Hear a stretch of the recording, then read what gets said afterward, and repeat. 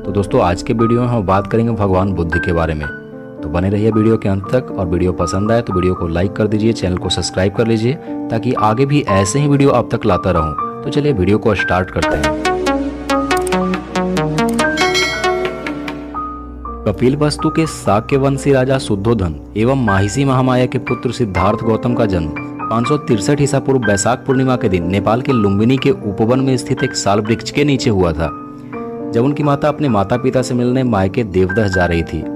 पुत्र के जन्म देने के बाद उनकी माता वापस कपिलवस्तु लौट आई थी। दोस्तों, भगवान बुद्ध के माता का नाम महामाया और पिता का नाम शुद्धोधन था। बुद्ध के जन्म के 7वें दिन ही इनकी माता की मृत्यु हो गई थी। बाद में उनका पालन पोषण महारानी की छोटी बहन यानी कि बुद्ध की मौसी महाप्रजापति गौतमी ने की थी। बुद्ध के जन्म के 5वें दिन उनके नामकरण के अवसर पर 108 ज्योतिषियों को आमंत्रित किया गया था, जिसमें से 8 विलक्षण ज्योतिषी भी थे। उन 8 में से 6 राम, ध्वज, लखन, मनती, भोज एवं सुदंत ने यह भविष्यवाणी की थी कि यह बालक या तो चक्रवर्ती सम्राट बनेगा या बुद्ध का नामकरण कर उनका नाम सिद्धार्थ गौतम रखा गया, जो बाद में गौतम बुद्ध के नाम से प्रसिद्ध हुए। गौतम बुद्ध ने 16 वर्ष की आयु में ही युद्ध के अद्भुत कौशल का प्रदर्शन किया।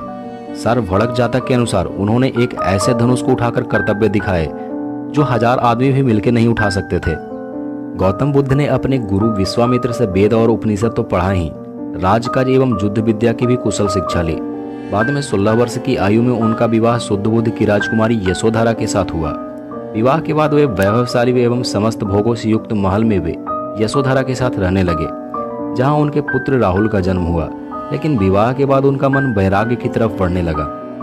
एक बार बसंत ऋतु में एक दिन गौतम बुद्ध अपने बगीचे की सैर पर निकले थे कि तभी उन्होंने एक वृद्ध को देखा, जिनके दांत टूटे हुए थे, बाल पके हुए थे, शरीर टेढ़ा हो गया था और वे एक डंडे के सहारे धीरे धीरे चल रहे थे। दूसरी बार जब गौतम बुद्ध बगीचे की सैर पर निकले तो उन्होंने एक रोगी को देखा, जिसकी सांसें तेजी से चल रही थी, कंधे ढीले पड़े हुए थे, बाहें सूखी हुई थी, बड़ी मुश्किल से वह चल रहा था। तीसरी बार जब सैर पर निकले तो उन्हें एक अर्थी दिखाई दी, 4 आदमी उठाकर ले जा रहा था। उसके पीछे बहुत से लोग, कुछ रो रहे थे, कुछ छाती पीट रहे थे। इन सभी दृश्यों को देखकर गौतम बुद्ध का मन बड़ा ही विचलित हुआ और वे मन ही मन सोचे कि धिक्कार है ऐसी जिंदगी पर। चौथी बार जब वे बगीचे की सैर पर निकले तो उन्हें एक सन्यासी दिखाई पड़ा, संसार की सारी भावनाओं से मुक्त, बिल्कुल प्रसन्नचित्त। सन्यासी ने बुद्ध को बड़ा ही आकृष्ट किया। उसी समय गौतम बुद्ध अपने परिवार और राज्य को छोड़कर तपस्या के लिए चल पड़े। सबसे पहले वे राजगृह पहुंचे, जहां भिक्षा मांगी। सिद्धार्थ घूमते घूमते अलार कलाम और उद्धम रामपुत्र के पास पहुंचे। उनसे योग साधना सीखी, समाधि लगाना सीखा, पर इतने से उन्हें संतोष नहीं हुआ। वे उरुबेला चले गए और वहां तरह तरह की विद्याएं सीखी। गौतम बुद्ध ने पहले तिल और चावल खाकर तपस्या की, फिर बाद में उन्होंने आहार ही लेना बंद कर दिया। शरीर सिर्फ हड्डियों का ढांचा बन गया था। 6 साल तपस्या करने के बाद भी उन्हें कुछ हाथ नहीं लगा। तभी एक दिन कुछ स्त्रियां किसी नगर से लौटती हुई वहां से निकली, जहां भगवान बुद्ध तपस्या कर रहे थे। उन स्त्रियों का एक गीत सिद्धार्थ के कानों में पड़ी। वे गा रही थी कि वीणा के तार को ढीला मत छोड़ दो, ढीला छोड़ देने से उनका सुरीला स्वर नहीं निकलेगा, और तारों को इतना भी मत खींचो कि वह टूट जाए। बस ये बात गौतम बुद्ध को जच गई। वे मान गए कि नियमित आहार और विहार से ही योग की सिद्धि हो सकती है।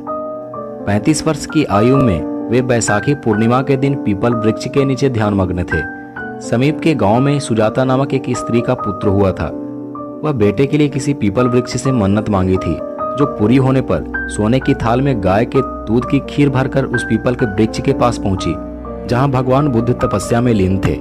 उस स्त्री को लगा कि वृक्ष देवता ही मानव पूजा लेने के लिए मानव शरीर धारण कर बैठे हैं। सुजाता ने बड़े ही आदर से खीर भेंट की और कहा, जैसे मेरी मनोकामना पूर्ण हुई है, उसी तरह आपकी भी मनोकामना पूर्ण हो। उसी रात ध्यान लगाए भगवान बुद्ध को सिद्धि की प्राप्ति हुई और खीर खाकर उन्होंने अपना उपवास तोड़ा। जिस पीपल वृक्ष के नीचे भगवान बुद्ध को ज्ञान की प्राप्ति हुई, वही बाद में बोधि वृक्ष कहलाया और गया के समीप वह स्थान बोध गया के नाम से प्रसिद्ध हुआ। वे 80 वर्ष की उम्र तक अपने धर्म का संस्कृत के बजाय उस समय की सरल लोक भाषा पाली में प्रचार किया। उनकी सीधी और सरल धर्म की लोकप्रियता तेजी से बढ़ने लगी। 4 सप्ताह तक बोधि वृक्ष के नीचे रहकर धर्म के स्वरूप का चेतन करने के बाद भगवान बुद्ध ने बौद्ध धर्म का प्रचार करने के लिए निकल पड़े।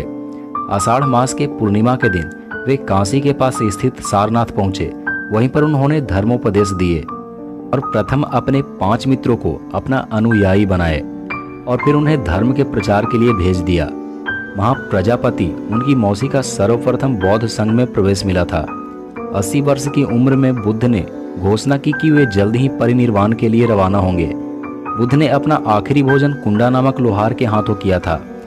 बाद में उन्हें किसी गंभीर बीमारी के कारण 483 ईसा पूर्व 80 वर्ष की आयु में उनका निधन भारत के कुशीनगर में हुआ।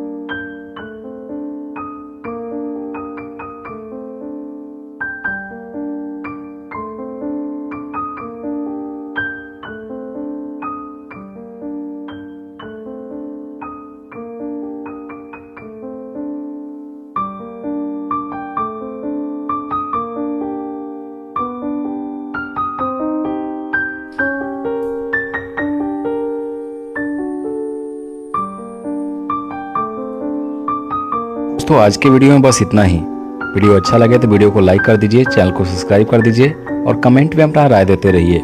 मिलते हैं एक नए वीडियो के साथ, तब तक के लिए नमस्कार।